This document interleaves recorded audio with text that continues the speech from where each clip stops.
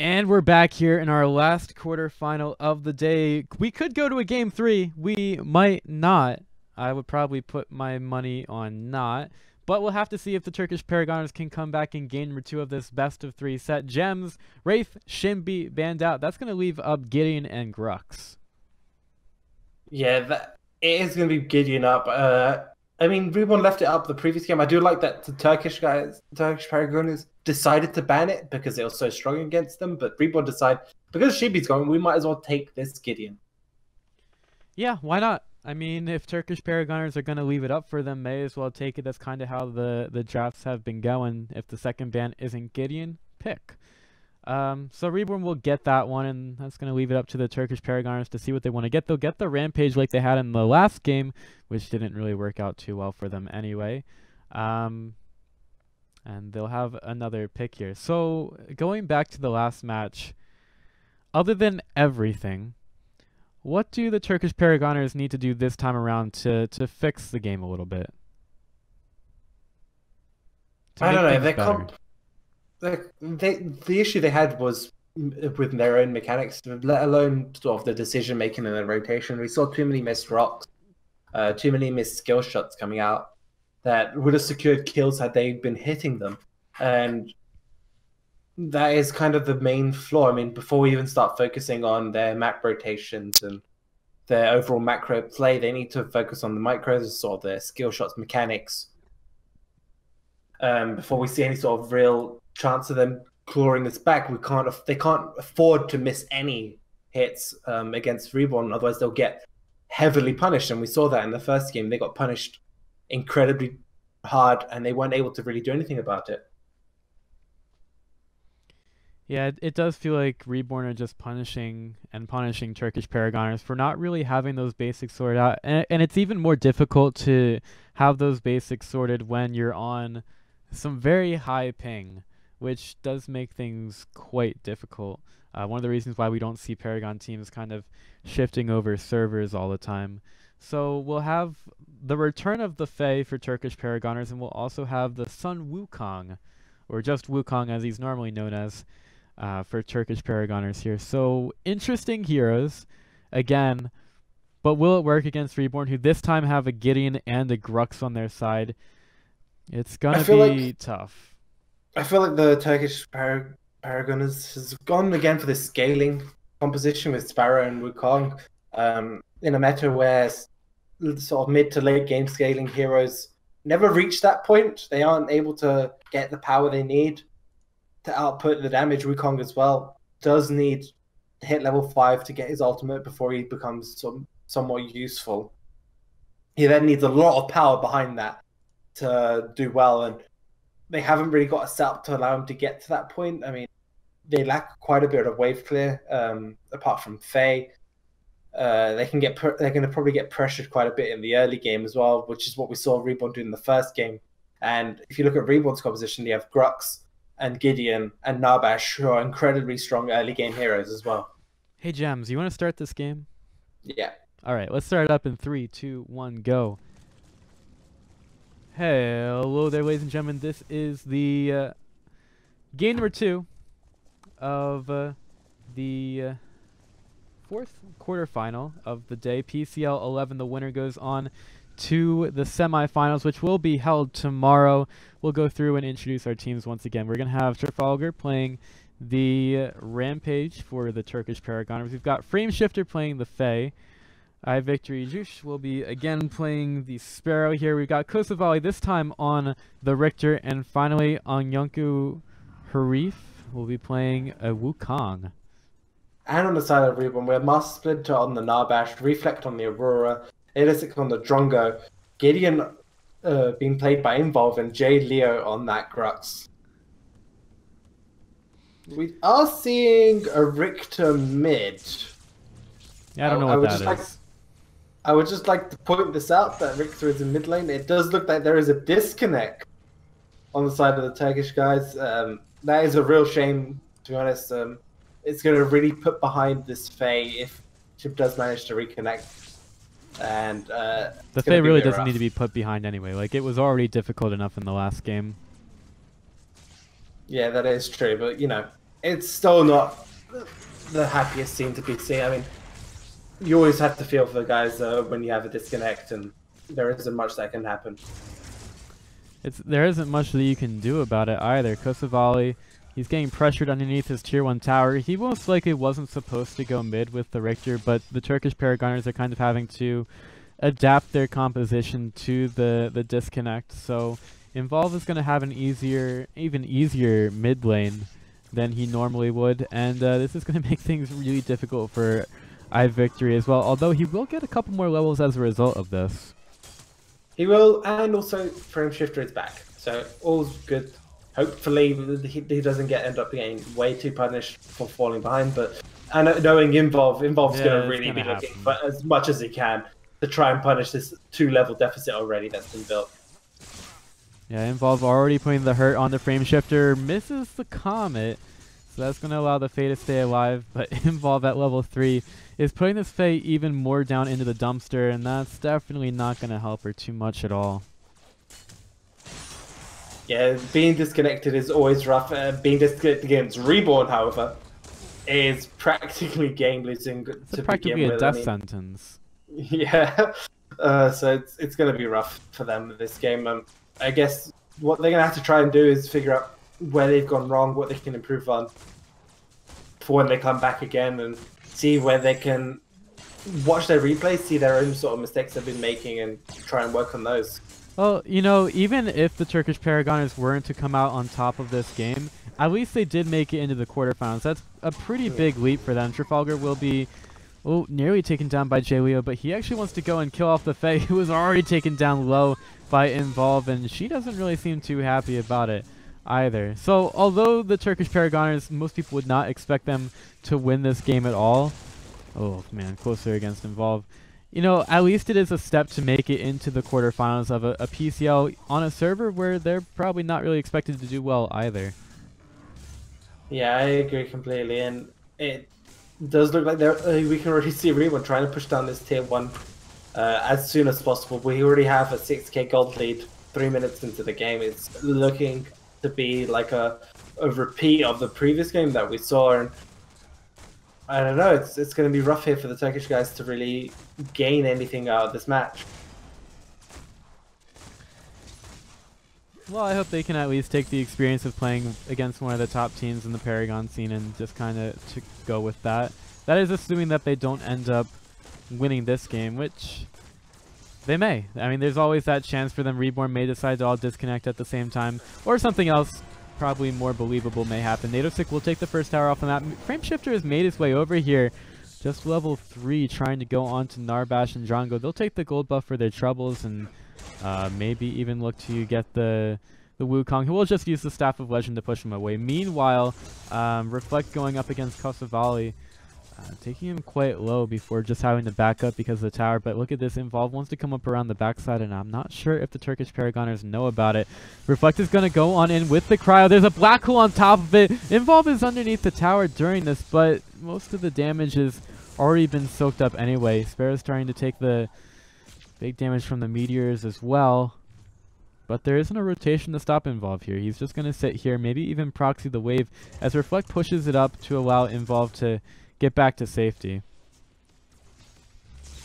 Yeah, Trafalgar is sitting around that river buff. Did he manage to secure the buffs? I'm not too sure. Yeah, he's got the blue. So at least he's been doing better than the first game where he got really pushed out early. However, his farming hasn't been great.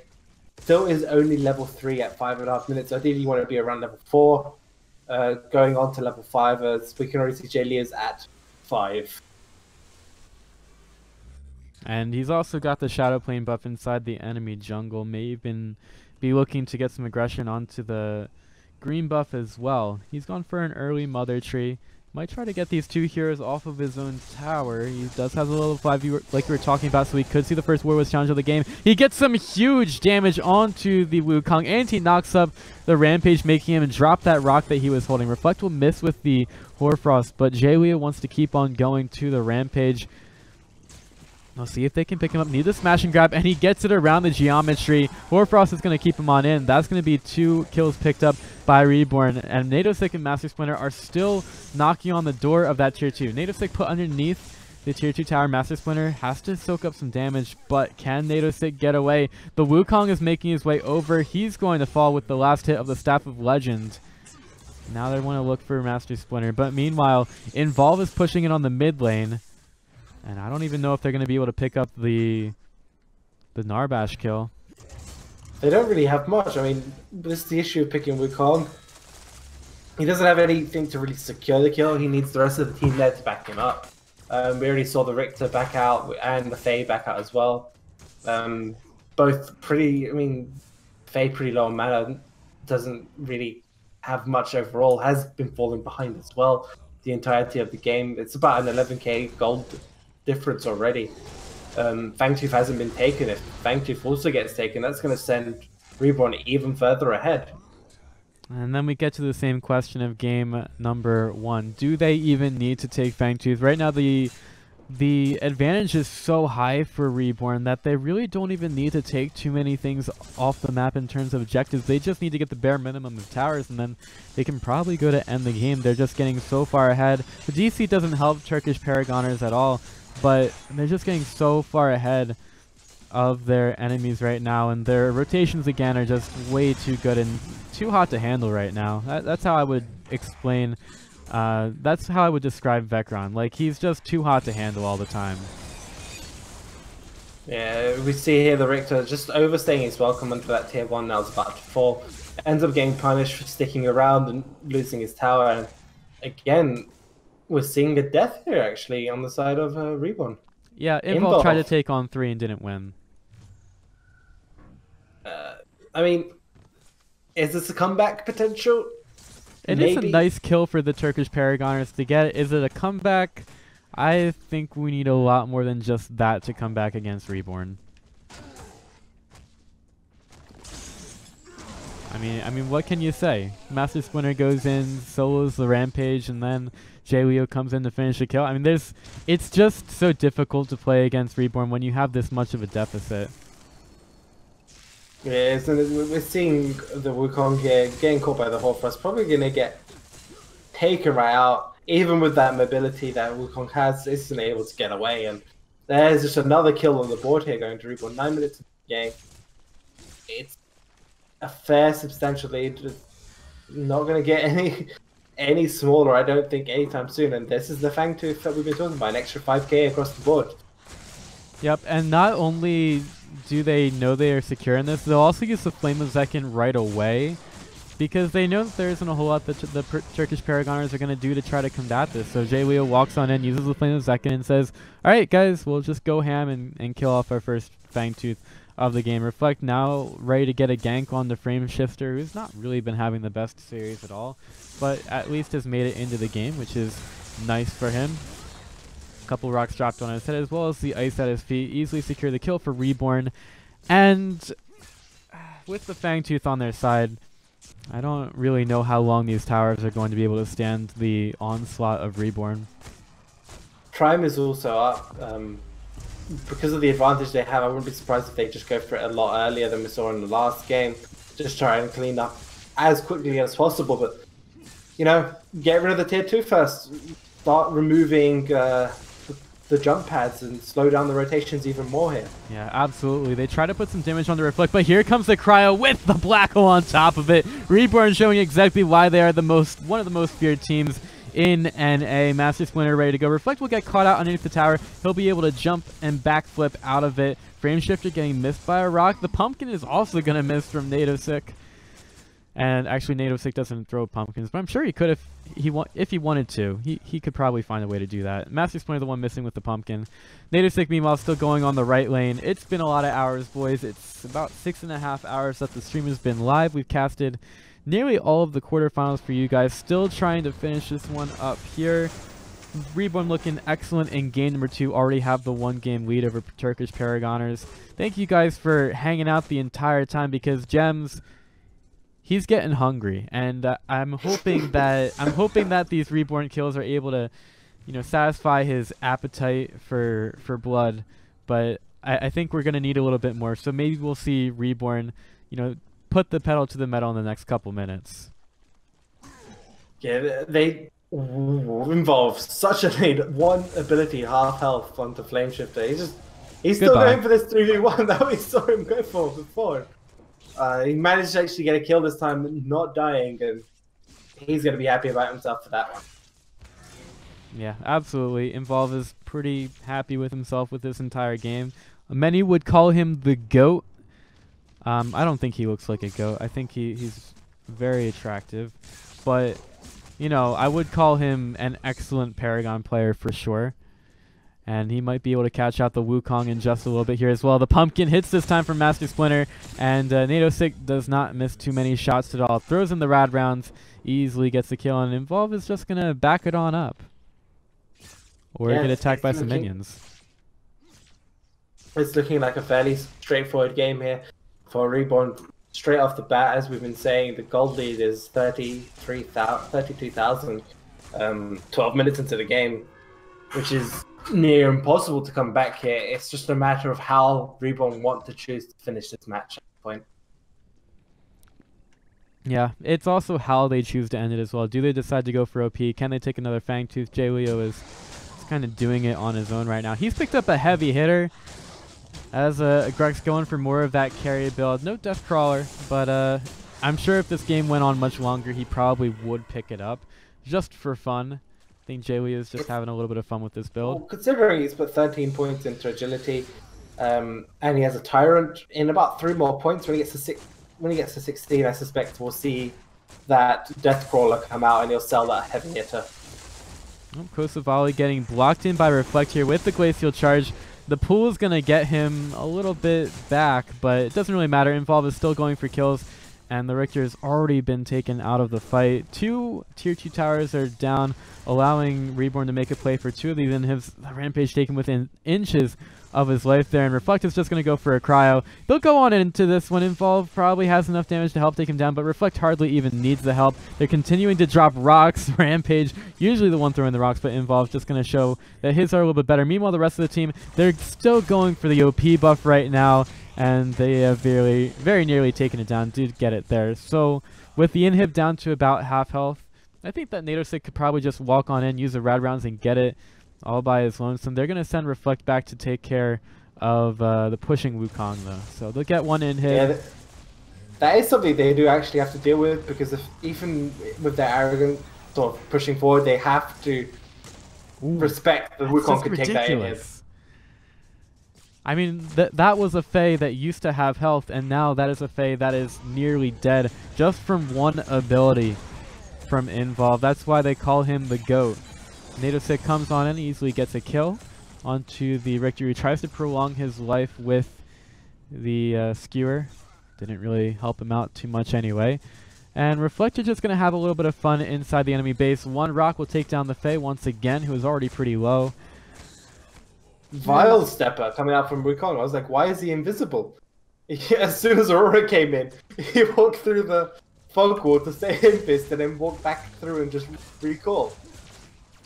Well, right now it's just Reborn trying to get a better score on the speed run, trying to make sure they have minions continually pushing into the base. Kosovai will get a nice hook onto Master Splinter, but the rock will miss from Trafalgar.